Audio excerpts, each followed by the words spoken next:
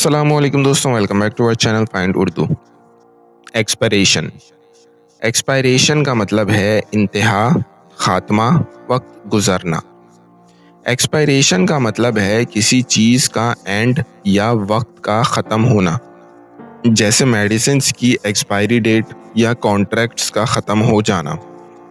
ये वर्ड अक्सर legal documents, food items और ऑफिशियल टर्म्स में यूज़ होता है। The milk has passed its expiration date.